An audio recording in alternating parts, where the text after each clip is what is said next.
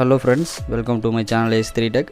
இந்த வீடியோவில் நம்ம எதை பற்றி பார்க்க போகிறோம் அப்படின்னா ஒரு சின்ன கார் ஸ்டீரியோட ஒரு கேபினெட்டை பற்றி தான் பார்க்க போகிறோம். ஓஸ்வால் பிராண்டோடது இந்த பாக்ஸை பற்றி தான் நம்ம பார்க்க போகிறோம். இது வந்து பார்த்திங்கன்னா ஓஸ்வால் பிராண்டோடது. இது நம்ம உள்ளே என்னென்ன இருக்குது அப்படின்னு பார்க்குறதுக்கு முன்னாடி சேனலுக்கு நீங்கள் இன்னும் சப்ஸ்கிரைப் பண்ணலைன்னா மறக்காமல் கீழே இருக்க ரெட் கலர் பட்டனை ப்ரெஸ் பண்ணி சப்ஸ்கிரைப் பண்ணிங்க. அடுத்தடுத்த வீடியோஸை மிஸ் பண்ணாமல் இருக்க கூட ஒரு பெல் ஐக்கானையும் கிளிக் பண்ணிங்க. இப்போ வாங்க நம்ம இந்த பாக்ஸுக்குள்ளே என்னென்ன இருக்குது, அவங்க என்னென்ன ஐட்டம்ஸ் கொடுத்துருக்காங்க அப்படிங்கிற டீட்டெயிலை பார்க்கலாம். பாக்ஸில் பார்த்துக்கிட்டிங்கன்னா நமக்கு ரெண்டு பக்கமே அவங்க பிராண்ட் நேம் கொடுத்துருக்காங்க, ஓஸ்வால் அப்படின்னு சொல்லிட்டு. இது வந்து ஒரு கார் ஸ்டீரியோட கேபினெட், ஸோ அதையும் மென்ஷன் பண்ணியிருக்காங்க. உள்ளே நமக்கு ஒரு 3 ஐட்டம்ஸ் கொடுத்துருக்காங்க, அதையும் வந்து அவங்க வெளியே மென்ஷன் பண்ணியிருக்காங்க. ஸோ என்னென்னு பார்த்துக்கிட்டிங்கன்னா ஃப்ரண்ட் பேனலோட PCB set, knob set, fitting screw, இந்த 3 ஐட்டம்ஸும் உள்ளே இருக்குது. இது அங்கங்கே டேப் ஓட்டியிருந்தனால பிரிக்கும்போது சில லெட்டர்ஸ்லாம் பிரிஞ்சிருச்சு.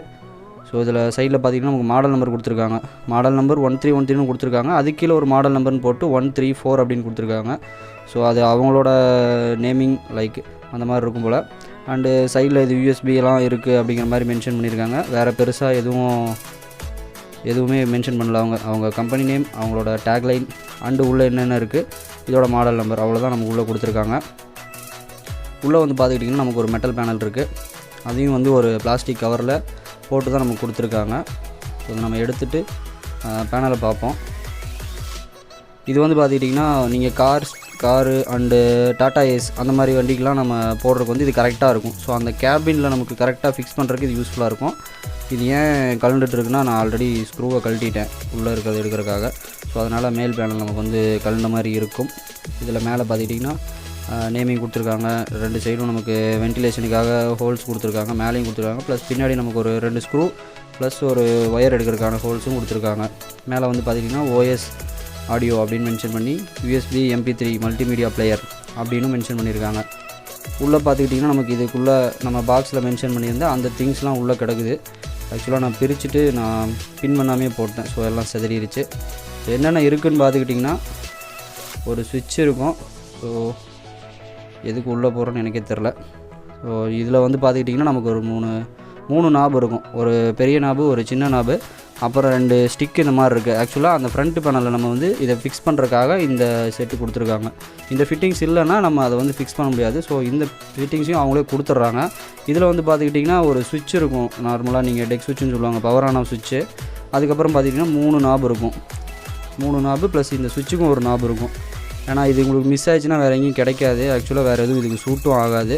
ஸோ அதனால் அவங்களே கொடுத்துருக்காங்க. ஒரு பெரிய நாபு, இது மாஸ்டருக்கானது, அண்ட் 2 சின்ன நாபு கொடுத்துருக்காங்க. ஒரு பேஸு, ஒரு ட்ரிபிளுக்காக மொத்தம் 3 நாபு. கையிலே நிற்க மாட்டேங்குது, ஓடிட்டே இருக்குது. ஸோ இதை நம்ம வந்து அசம்பிள் பண்ணுவோம் நெக்ஸ்ட் இன்னொரு வீடியோவில். கண்டிப்பாக யார் ஆர்வமாக இருக்கீங்களோ கீழே கமெண்ட் பண்ணுங்கள். கண்டிப்பாக நம்ம இதில் ஒரு ஸ்டீரியோ ஆம்பிளிஃபையர் ஃபிக்ஸ் பண்ணி அது டெஸ்ட் பண்ணி பார்க்கலாம், ஃபினிஷிங் பண்ணிவிட்டு எப்படி இருக்குன்ட்டு. உள்ளே பார்த்திங்கன்னா நமக்கு லைட்டிங் ஃபிக்ஸ் பண்ணுறதுக்கான இதுவும் கொடுத்துருக்காங்க. ஸோ இது முடிஞ்சு வரும்போது கண்டிப்பாக நல்லாயிருக்கும்னு நினைக்கிறேன். இதோட அவுட்லுக் வந்து சூப்பராக இருக்கும்னு நினைக்கிறேன். இது அதுக்கான பிளேட்டு. ஸோ அதில் நம்ம LED வேணும்னா ஃப்ரண்ட்டில் வச்சு இதில் கொடுத்துக்கலாம். அண்டு இது வந்து பார்த்துக்கிட்டிங்கன்னா நமக்கு கண்ட்ரோலர்ஸை ஃபிக்ஸ் பண்ணுறதுக்கான ஒரு PCB ஒரு பிளாஸ்டிக் பிளேட் மாதிரி தான் இருக்குது. 3 ஹோல்ஸ் இருக்குது. ஸோ மாஸ்டரு, மேலே பேஸு, ட்ரிபிள், அந்த மாதிரி இந்த 3ஐயும் நம்ம ஃபிக்ஸ் பண்ணிவிட்டு இதில் ஃபிக்ஸ் பண்ணிக்கலாம். இதை ஃபிக்ஸிங் வீடியோ வேணும்னாலும் கமெண்ட் பண்ணுங்கள். கண்டிப்பாக நான் போடுறேன். ஃபிக்ஸ் பண்ணும்போது வீடியோ எடுத்துகிட்டு நான் அதையும் உங்களுக்கு அப்லோட் பண்ணுறேன். இல்லை ஆல்ரெடி நீங்கள் இது யூஸ் பண்ணியிருந்தீங்கனாலும் சொல்லுங்கள் இதோட குவாலிட்டி எப்படி இருந்துச்சு அப்படின்ட்டு.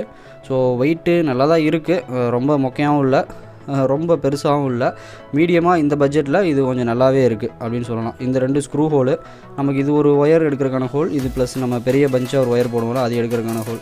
இவ்வளோ தான் இந்த பேனலில். அதுக்கப்புறம் இதை க்ளோஸ் பண்ணிட வேண்டியது தான். இதில் வந்து பார்த்துக்கிட்டிங்கன்னா நம்ம ஒரு ஸ்டீரியோ ஆம்பிளிஃபையர் பண்ண போகிறோம் காருக்காக. ப்ளஸ் இதை நம்ம டாடா ஏஸுக்கு யூஸ் பண்ணிக்கலாம், சின்ன வெஹிக்கிள்ஸ் எதுக்கு வேணாலும் யூஸ் பண்ணிக்கலாம். ஒரு 12 வோல்ட் பேஸ்டு தான் நம்ம பண்ண போகிறோம். இதில் வந்து பார்த்துக்கிட்டிங்கன்னா நம்ம கிளாஸ் D ஆம்பிளிஃபையர் முன்னே பார்த்தது, அதை தான் இதில் யூஸ் பண்ணி பண்ண போகிறோம். வேறு யாராவது சஜஷன் இருந்தால் சொல்லுங்கள், அந்த மாதிரியும் ட்ரை பண்ணி பார்ப்போம். நான் பிளான் பண்ணியிருக்கிறது ஒரு கிளாஸ் D ஆம்பிளிஃபையரை பிளான் பண்ணியிருக்கேன் இதில் நம்ம ஃபிக்ஸ் பண்ணி செக் பண்ணுறதுக்காக. ஸோ இந்த மெட்டல் பாக்ஸோட அன்பாக்சிங்னு சொல்லலாம், அது முடிஞ்சிருச்சு. என்னென்ன வருது, என்னென்ன இருக்குது, எப்படி இருக்குங்கிறத நான் ஓவராலாக காட்டியிருக்கேன். ப்ளஸ் இதை வந்து நம்ம நெக்ஸ்ட் வீடியோவில் அசம்பிள் பண்ணிட்டு எப்படி இருக்குது அப்படின்னு செக் பண்ணுவோம். இந்த வீடியோ பிடிச்சிருந்தால் மறக்காமல் லைக் பண்ணுங்கள். யாருக்கெல்லாம் யூஸ்ஃபுல்லாக இருக்கும் அப்படின்னு நினைக்கிறீங்களோ அவங்க கூட ஷேர் பண்ணுங்கள். மறக்காமல் சேனலுக்கு சப்ஸ்கிரைப் பண்ணி சப்போர்ட் பண்ணுங்கள். இதை என்ன பண்ணலாம், இதில் ஏதாவது உங்களுக்கு ஐடியா இருந்ததுன்னா சொல்லுங்கள், அதையும் நம்ம கண்டினியூஸாக நெக்ஸ்ட் வீடியோவில் அப்லோட் பண்ணலாம். அசம்பிளிங்கோ இல்லை இந்த ஃபிட்டிங்கோ டவுட்டாக இருந்துச்சுன்னா மறக்காமல் கீழே கமெண்ட் பண்ணுங்கள். நான் கண்டிப்பாக அதுக்கு ரிப்ளை பண்ணுறேன். ப்ளஸ் வீடியோ போட முடிஞ்சாலும் அதுக்கான வீடியோ நான் தனியாக ப்ரிப்பேர் பண்ணி போடுறேன். அண்டு வீடியோ முடிஞ்சு வீடியோவை ஸ்கிப் பண்ணாமல் பார்த்ததுக்கு ரொம்ப தேங்க்ஸ் ஃப்ரெண்ட்ஸ். அண்டு லாஸ்ட்டாக தேங்க்ஸ் ஃபார் வாட்சிங் மை வீடியோ. தேங்க்யூ.